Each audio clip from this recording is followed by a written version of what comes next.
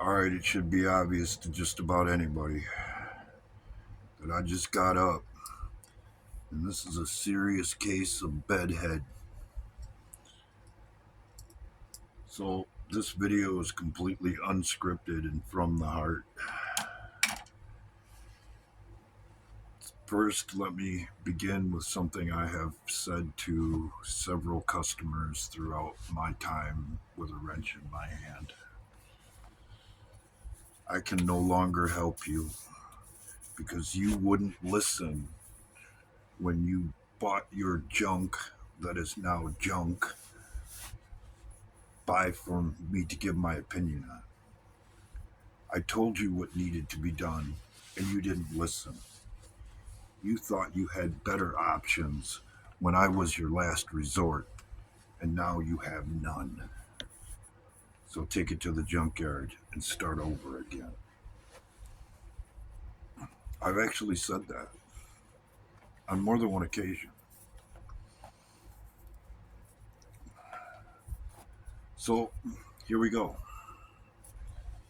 If you want to get down to the core of all this or start your journey down the road of history, you have to go back to a little thing called Project Paperclip. And if you're going to advance from that to the next stop in our road to the history of tyranny, we stop at what Eisenhower said at his last, during his farewell speech after Kennedy was elected president. Beware the military industrial complex and their influences within the halls of government. It's pretty obvious to me, at least, that Eisenhower would have expressed his concerns to Kennedy, and that John Kennedy probably talked to Bobby Kennedy, his brother, about what he had learned. And we all know what happened to the Kennedy brothers. So, our next stop in the history of tyranny would be, believe it or not, at Richard Nixon, who was onto what was going on in this country, but hadn't really confirmed it, or at least was the other side thought he hadn't confirmed it until the Watergate break in. At that point, they thought that they could be exposed by what he'd ran across, by what he had obtained. So they ran him out of office. And if you move forward a little bit more in our history of tyranny in this country, you stop at Ronald Reagan. Ronald Reagan was trying to do the job according to the oath of office, protect the Constitution and this country against all enemies, foreign and domestic. And when it became apparent that he might be really serious about that mission, they started shooting at him. Most people don't know that George Bush Sr. was forced upon Reagan. He did not want him as vice president. But the powers that be managed to corner him in such a way that he didn't have any choice. Now, you can tie Bush Sr. back to the Kennedy assassination, but that gets kind of convoluted, and we don't really have time for that here. But after that point in history, they thought they had the entire system under their control. And you can see it by the things that have been said along the way, the 1,000 points of light thing, and how many times George Bush Sr. mentioned the New World Order thing and all that, straight through all the way to Obama. What people don't know or aren't willing to look into about Obama is his connection to a guy named Bill Ayers.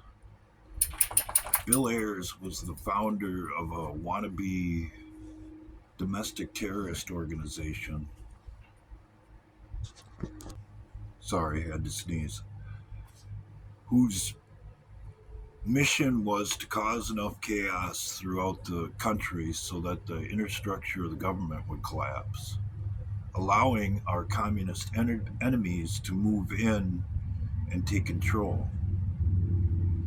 And a big part of their plan, according to an FBI informant who infiltrated the group named Larry Grathwell, was to set up re education camps throughout the United States, especially in the Southwest, and re educate people into the new way of thinking. And those who weren't willing to be re educated were to be eliminated. And according to their numbers back then, this is in the 70s, mind you, 25 million people would have to be eliminated. I wonder what that number is today. And if you are onto this and understand the philosophy, it's pretty obvious in the things that the people in the upper echelons of especially the Democrat Party, because there are traitors on both sides, don't kid yourself, that they believe in that particular philosophy or mindset.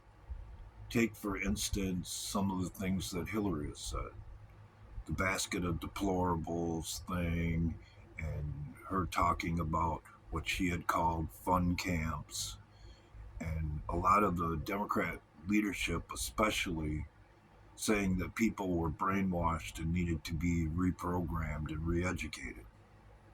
That's what they actually believe. So, fast forward down our history of tyranny in this country, and let's stop at 2016 when Donald Trump come rolling down the escalator announcing his candidacy for president. If you were convinced that you controlled the entire system, how would you respond? You'd say, yeah, go ahead and run. Your candidacy will be a joke. And it would be portrayed that way until they started to realize that, man, this guy believes in the Constitution. He's according to his own words and actions, he's going to do it by the letter, according to the oath, which is the way it's supposed to be done from both sides, by the way. So, how would you respond? Well, it comes back to a little parody song that I made and put up on YouTube on a couple of occasions. I thought it was a funny, great way to kind of poke at the other side a little bit, but it went like this: your heroes have always been crooked, and they still are, it seems. False investigations and unsubstantiated allegations will be the death of your communist liberal dream. And that's kind of what has happened because they're trapped in their own narrative. But if all of the things that you attempted to do after you realized that Donald Trump was an actual threat to the tyranny that you have been promoting with inside the government, which amounts to treason, how would you respond? Would you just walk away and say, "Oh, I guess we got beat this time. We'll come back and get them next time"? No, you wouldn't do that. More than likely, you'd cause an event so circumstances could be set up so that you could regain control. What was that event? Come on now, don't be silly. You know what that event was.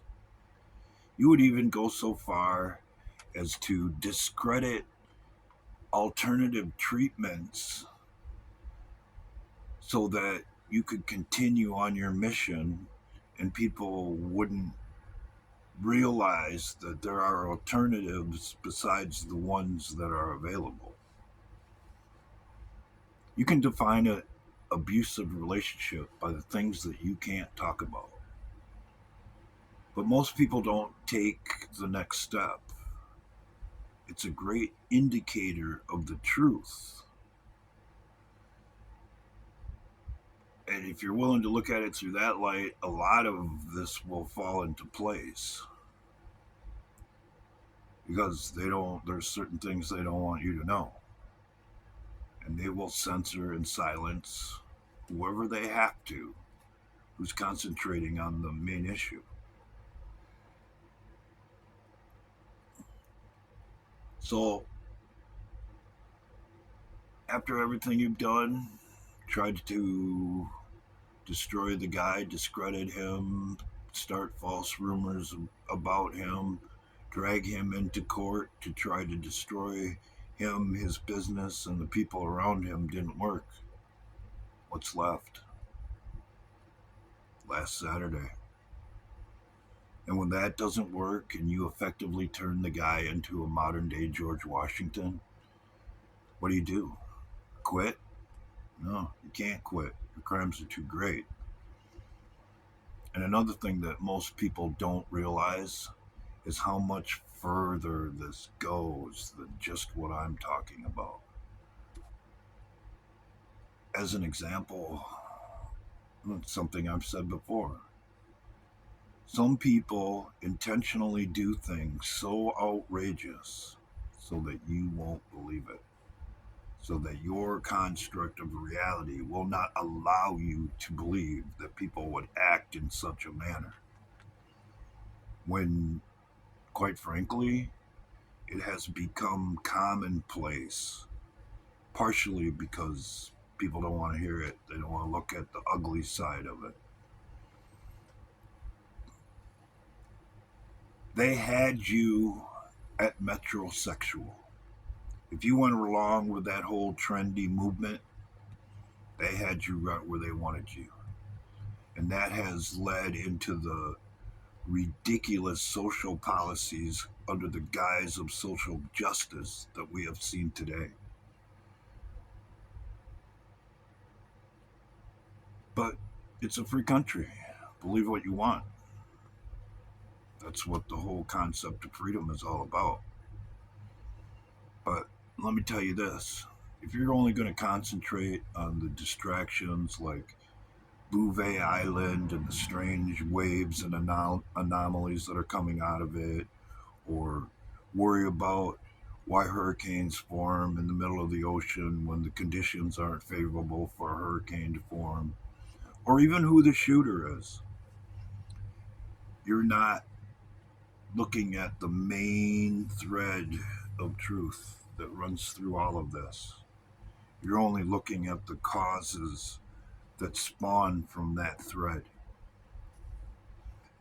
And in the end, is it interesting? Does it gain views? Does it boost your, what's it called, presence on social media? Yeah, maybe, but you're playing right into their hands because you're not concentrating on the main issue. Everything else is just a side effect of it. So, like I said, believe what you want. But when it all blows up and your junk is junk and you have to check into the last resort, don't you dare bitch. I don't want to hear a freaking word about it. Because you had an opportunity to do something about the horrible situation before it became a horrible situation. And if you got a better idea of how it needs to be done, take your ass down the road. Because the rest of us have to get through the horrible day that's in front of us so we can wake up tomorrow and do it all over again. You know why? Because you wouldn't listen. Or more accurately, in my case, you weren't allowed to listen. And if you think that was harsh and hard to take, You better stay the hell away from me if this all goes bad, if we have to live through the worst case scenario. Because what I just said ain't nothing. I will step on your feelings every single day. I will disregard your views on whatever subject for the greater good of everybody else. Because that's how it's done in the world of survival that you're trying to create. Because the in between of where we are and their new world order, there's a world of chaos you never want to enter, you never want to experience. Now, like, share, and subscribe, or kiss my ass, because I don't have to do this.